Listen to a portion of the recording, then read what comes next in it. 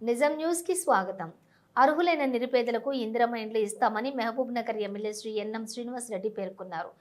SC sub plan క్రింద ఓబ్లాయిపల్లి గ్రామంలోని 5 లక్షల రూపాయలతో మరియు కోటకదిరి గ్రామంలోని 50 లక్షల రూపాయలతో నిర్మించనున్న CC road, underground drainage మరియు ఇతర అభివృద్ధి పనులకు ఆయన శంకుస్థాపన చేశారు.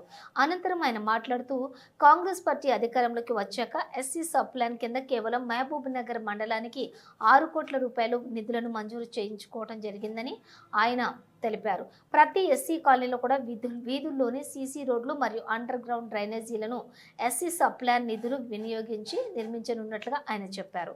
అభివృద్ధిని చూసి ప్రతిపక్షాలు అర్థం పర్థం లేని విమర్శలు చేస్తున్నాయని ఆయన మండిపడ్డారు. అయినా ప్రజలే ప్రతిపక్షాల విమర్శలను తిప్పికొడుతున్నారని ఆయన చెప్పారు.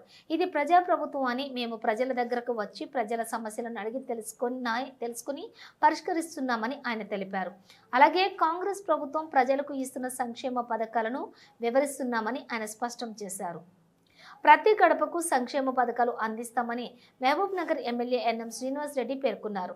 మహబూబ్ నగర్ నియోజకవర్గంలోని ఎస్సీ సబ్ ప్లాన్ కింద కోడూరు గ్రామంలో 40 లక్షల రూపాయలతోటి, అప్పాయపల్లి గ్రామంలో 10 లక్షల రూపాయలతో నిర్మించనున్న సీసీ రోడ్లు, అండర్ గ్రౌండ్ డ్రైనేజీ మరియు ఇతర అభివృద్ధి పనులకు ఆయన శంకుస్థాపన చేశారు.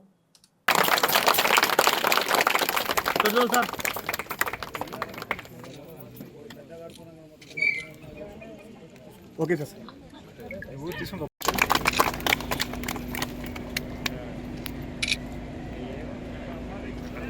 ఓకే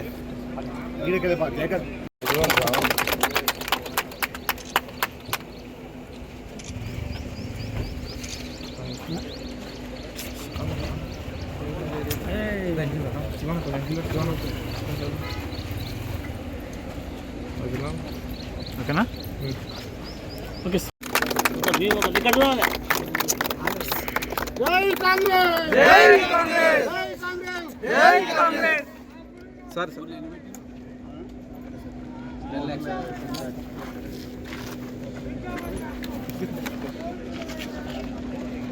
అన్న ఇక్కడ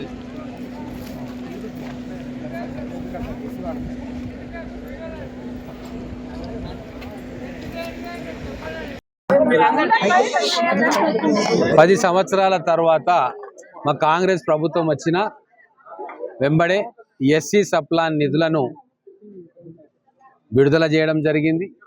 ఆ ఎస్సీ సబ్ ప్లాన్ నిధులతోటి ఈరోజు మహబూబ్ నగర్ మండలంలోని ప్రతి గ్రామంలో కూడా డెవలప్మెంట్ వర్క్స్కి ఈరోజు శంకుస్థాపన చేసినాం.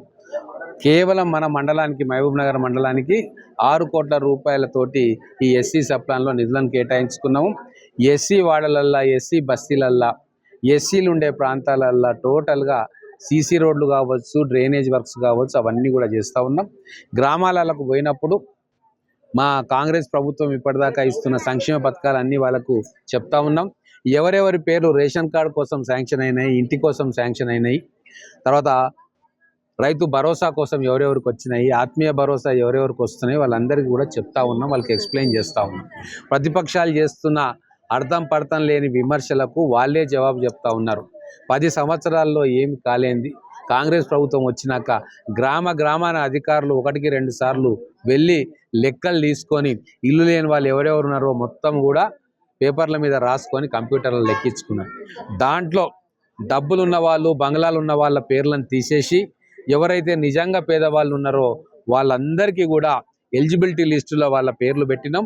వాళ్ళందరికీ 3 విడతలుగా వాళ్ళకు ఇండ్లు ఇవ్వబోతా ఉన్నాం. పక్కన పోతన్పల్లి గ్రామంలో మొదలు ముగ్గులు పోసుకొని అక్కడ ఇండ్లు మొదలైనవి. దాని తర్వాత ఈ కోటకదిర గ్రామం, మిగతా గ్రామాల్లో కూడా మొదలు కాబోతా ఉన్నాయి.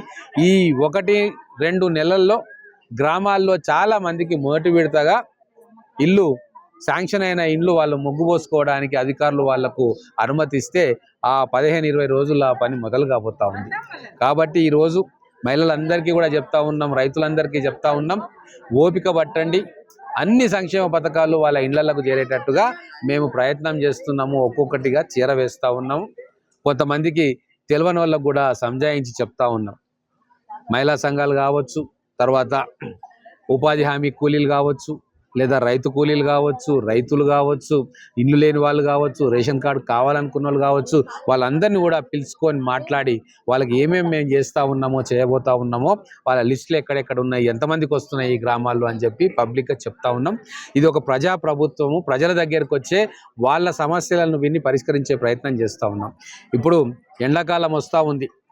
పోయినసారి ఎండాకాలం వచ్చినప్పుడు కూడా ఏ గ్రామంలో కూడా నీటి ఎద్దడి లేకుండా త్రాగునీరు అందేటట్టుగా చర్యలు తీసుకున్నాం. ₹1 కోటి కేవలం నా నియోజకవర్గంలోనే బోర్ల కోసం ఖర్చు పెట్టినాం.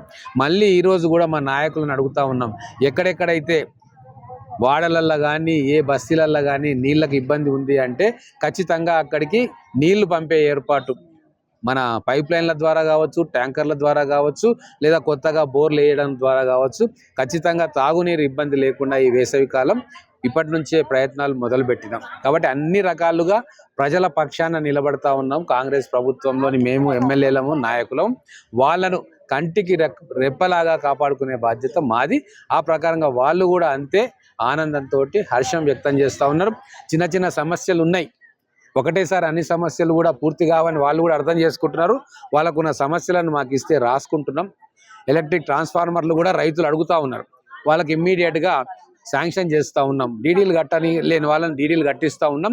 సీరియల్ నెంబర్ ప్రకారంగా వాళ్ళకు కూడా అలాట్ చేస్తూ ఉన్నాం. 100 ట్రాన్స్ఫార్మర్లకు ఆర్డర్ తెచ్చినాం. అవి కూడా మొన్ననే 25 ట్రాన్స్ఫార్మర్లు ఇచ్చినాం.